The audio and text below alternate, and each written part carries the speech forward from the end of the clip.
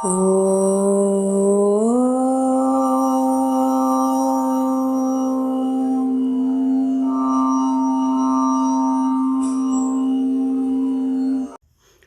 ஸ்ரீ குருபியோ நமக. தென்னாடுடைய பெரியவா போற்றி, எந்நாட்டவர்க்கும் இறைவா போற்றி. ஓம் ஸ்ரீ மகா பெரியவா சரணம்.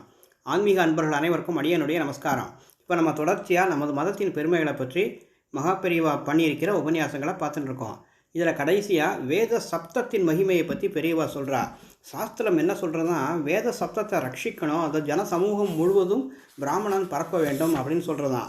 அந்த வேத சப்தம் அப்படின்னா சப்தத்துக்கு முக்கியத்துவம் தர்றது ஏன் அப்படின்னு சொல்லி பெரியவா விளக்கமாக சொல்கிறா.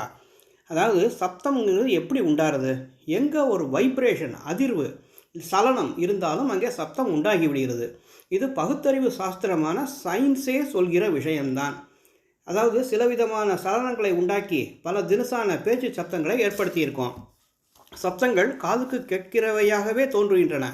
ஆனால் சிலவற்றை காதுக்கு கேட்க முடியாத மின்சார அலைகளாக மாற்ற முடியும் அப்படின்னு ரேடியோ, டெலிஃபோன் இதெல்லாம் பார்த்தா தெரிகிறது. நம்ம பார்க்குறது, கேட்கிறது எல்லாமே இந்த மின்சார அலைகள் தான். பார்க்கிறவனும் கேட்கிறவனும் அவனுடைய மூளையும் கூடத்தான் அப்படின்னு சொல்கிற அளவுக்கு சயின்ஸ் கொண்டு வந்துவிட்டுருக்கு. சரி, இது இருக்கட்டும். லோகத்தில் இத்தனை கோடி ஜட வஸ்துக்கள், மலைகள், பூமி, ஆறுகள், சமுத்திரங்கள் உண்டாகி இருக்கின்றன. ஜீவராசிகள் விதவிதமாக உண்டாகி இருக்கின்றன. இத்தனையும் ஏதோ ஒன்றிலிருந்து தான் சிருஷ்டிக்கப்பட்டிருக்கின்றன. அந்த ஏதோ ஒன்று இப்படி சிருஷ்டிக்கிற போது பல தினசாக அசைந்து கொடுத்து எத்தனையோ சலனங்களின் மீது தான் இத்தனையும் தோன்றியிருக்க வேண்டும். சலனத்துக்கெல்லாம் சப்தம் உண்டு அப்படின்னா சிருஷ்டி முழுவதற்கும் முந்தி பலவிதமான சப்தங்கள் உண்டாகி இருக்கணும். இந்த சிருஷ்டியில் ஒன்றுக்கொன்று வாழ்வழித்துக் கொள்கிறது. இப்படி பரஸ்பரம் போஷித்து கொள்கிற போது பலவிதமான சலனங்கள் அல்லது சப்தங்கள் உண்டாகத்தான் வேண்டும். ஸ்தூலமான காரியங்களில் தான் சலனம் இருக்கிறது அப்படின்னு இல்லை. நாம் நினைக்கிறதும் கூட ஒரு விதமான மின்சார கரண்டின் ஓட்டம் தான் அப்படின்னு சயின்ஸில் கண்டுபிடிச்சிருக்காங்க. இதனால் நம்முடைய எண்ணம் ஒவ்வொன்றுக்கும் கூட ஒரு சலனம் ஆனபடியால் சப்தமாக இருக்கத்தான் வேண்டும். இந்த சப்தங்கள் ரொம்ப ரொம்ப சூக்ஷ்மமாக இருக்கிறதுனால நம்ம காதுகளுக்கு கேட்கல. பாக்டீரியா, கிருமி நம்ம கண்ணுக்கு தெரியல, மைக்ரோஸ்கோப்பில் பார்த்தா அது தெரியறது. அப்படியே நம்ம காதுகளுக்கு கேட்காத சூக்ஷ்ம சப்தங்கள் நிறைய இருக்கின்றன. பௌதீகமாகவோ மானசீகமாகவோ ஒரு அசைவு அப்படின்னு வந்துட்டாக்க அங்கே சயின்ஸ் படி சப்தம் உண்டாகித்தான் தீர வேண்டும். அதாவது ஒவ்வொரு அசைவுக்கும் தனித்தனியாக ஒரு சப்தம் இருக்குது. இதையே மாற்றி சொல்கிறதுனாக்க ஒவ்வொரு விதமான சப்தத்தை உண்டாக்க வேண்டுமானால் அதற்கு ஒவ்வொரு விதமான அசைவை உண்டாக்கித்தான் ஆக வேண்டும். அதாவது ஒரு வித்வான் பாடுறார், அவர் பாடுற மாதிரியே நம்ம பாடணும், அவர் மாதிரியே புரட்டணும் அப்படின்னாக்க அவர் தொண்டையில் என்னென்ன சலனங்களை உண்டாக்குறாரோ அதையெல்லாம் நாமும் பண்ணத்தான் வேண்டும். சப்தமும் அசைவும் சேர்ந்தே ஒன்றாகவே உண்டாகின்றன. இப்படி உண்டானதுக்கப்புறம் அந்த அசைவுகள்லேருந்து ஒரு ஸ்தூலமான வஸ்து அல்லது மனோபாவம் உண்டாகிறது. ஆகக்கூடி சப்தத்திலிருந்தே சிருஷ்டி ஏற்படுறது.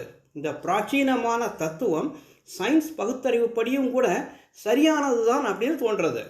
சிருஷ்டி, அதில் நடக்கிற பல காரியங்கள், எண்ணங்கள், இவற்றின் மூலமான சப்தங்கள் ஆகாசத்தில் அப்படியே நிறைந்து கிடக்கின்றன. நம்ம கையை தட்டின உடனே ஒரு சப்தம் உண்டாகிறது அப்படின்னா அது என்ன ஆகுது? அது அப்படியே ஆகாசத்தில் தான் தங்கி விடுகிறது. நல்ல காரியங்கள், கெட்ட காரியங்கள் எல்லாவற்றிற்கும் ஒவ்வொரு சலனம், சப்தம் இருக்கிறது.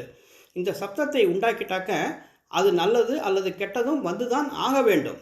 நல்லெண்ணங்கள் ஜனங்களுக்கு உண்டாகிறது அப்படின்னா அப்படி உண்டாக்குகிற சலனங்கள் இருக்கத்தான் வேண்டும், அவற்றிற்கான சப்தங்கள் இருக்கத்தான் வேண்டும். இப்படிப்பட்ட சப்தங்களை நாம் உண்டாக்க முடியுமானால் லோகத்தில் ஜனங்களுக்கு நல்ல எண்ணங்கள் தோன்றிக்கொண்டே இருக்கும். ஜனங்களுக்கு உயர்ந்த எண்ணங்கள் இருக்கிறத விடவும் லோகத்துக்கு பெரிய க்ஷேமம் என்ன இருக்க போகிறது? அப்படி எண்ணுவதற்கு அவர்களை தூண்டுகிற சக்தியை பெற்ற சப்தங்கள் தான் வேத மந்திரங்கள் அப்படின்னு பெரியவா அடித்து சொல்கிறா.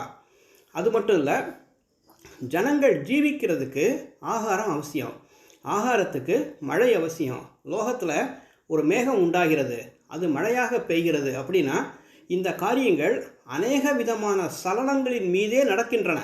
எனவே சில சப்தங்களை உண்டாக்கி அதன் மூலம் இப்படிப்பட்ட சலனங்களை ஏற்படுத்திவிட்டால் மழை பெய்யத்தான் வேண்டும். இப்படியே வாழ்க்கைக்கு அவசியமானவற்றை எல்லாம், நல்லவற்றை எல்லாம் சப்தங்கள் மூலம் உண்டாக்கி கொள்ளலாம். அனாவசியமானவை, கெட்டவை இவைகளையும் சில சப்தங்களால் பண்ணிக்கொள்ளலாம் தான். ஆனால் வேதத்தில் இருக்கப்பட்ட சப்தங்கள் லோக க்ஷேமார்த்தம் ஒன்றையே குறிக்கோளாக உடையவை. இந்த மாதிரி வேத சப்தங்களின் மகிமையை பற்றி பெரியவா சொல்லிகிட்டே போகிறார்.